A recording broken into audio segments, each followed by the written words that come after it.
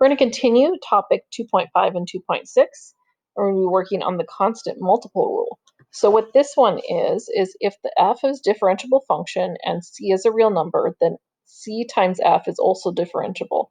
So basically what this means is if I have the derivative I have to take the derivative of a function that has a number out in front, I just multiply that number by the derivative of the function. So if I have something like y equals 3x squared, it means that I'm going to multiply this by the number in front first. So 3 times 2 equals 6, and then subtract 1 off the exponent. So let's try a few of these. So this first one, I'm going to write my derivative notation. I'm going to multiply 2 times 7, and I'm going to get 14. And then I'm going to subtract 1 off the exponent, and I get 6. In this next one, I need to bring my denominator upstairs by making the exponent negative. So 3x to the negative 2. I'm then going to bring this exponent in front when I take the derivative, and I'm going to multiply 3 times negative 2, which is negative 6. We're going to subtract 1 off the exponent, which is negative 3. And I'm going to choose to move it downstairs because likely that's what's going to happen in your homework answers. So I'm going to bring that downstairs, and that makes it positive. In C, it's kind of hidden, so I'm going to rewrite it a little bit. I'm going to rewrite this as 1/8 x to the, I'm going to write the root as 5/6 power. So we're going to do the constant multiple rule. I'm going to bring this in front. I'm going to write out my work this time. So I've got 1/8 times 5/6 equals x. Oops, not equals. Times x. And we're going to subtract 1. In this case, our 1 is going to look like 6 over 6. So it's going to be to the negative 1/6 power. And let's see, we're going to have, when I multiplied my fractions, I get 5 over 48.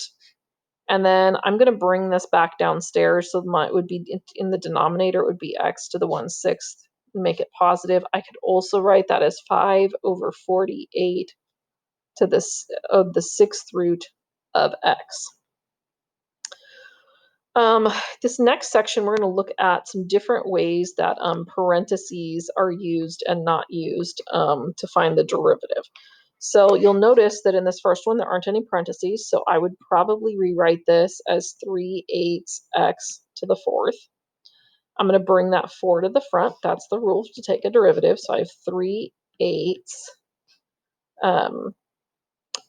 times 4 x, and I'm going to subtract 1 off the exponent to the 3rd. 4 goes into 8 twice, so I end up with 3/2 x to the 3rd. Now, B looks very similar to that one. However, it's got parentheses to the 4th power. So what that means is I have to distribute that in. And remember, this is very different than that. This is a binomial. I would have to write that out times itself 4 times. That's not what we're doing. So we have 3 to the 4th times x to the 4th over 8. I'm going to simplify the arithmetic first before I try to take that derivative. I know 3 to the 4th is 81 over 8 x to the 4th. I'm going to go ahead and bring this to the front when I take my derivative. So I have 81/8 times 4 x. I'm going to subtract 1 off the exponent to the 3rd. And then 4 goes into 8 twice. So I have 81/2 x cubed. All right, let's look at C and D. So again, they both look very similar, but the parentheses play a pretty big role here. So I know that I need to bring this upstairs to make it negative in order to take the derivative. So I'm going to call this 9/7 x to the negative 2. Take the derivative, we're going to bring the negative 2 in front. So I'm going to multiply that by the 9/7 x. I'm going to subtract 1 off the exponent. I get negative 3. So when I multiply across, it looks like I get 18/7. I'm going to bring this back downstairs. So I'm going to say x cubed in the denominator. Okay, so let's see what happens when we add the parentheses. So the first thing I would do would be to distribute that 2 in, which means I've got 7 squared, which is 49. X squared would just be x squared.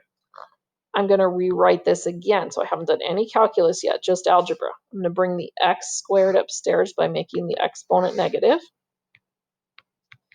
And then we're going to take the derivative by bringing the negative 2 to the front. So 9 over 49 times negative 2x. I'm going to subtract 1. We get negative 3. Then we've got, I'm going to multiply across the top. So I get negative 18 over 49. And I'm going to bring this back downstairs to make the exponent positive over x cubed.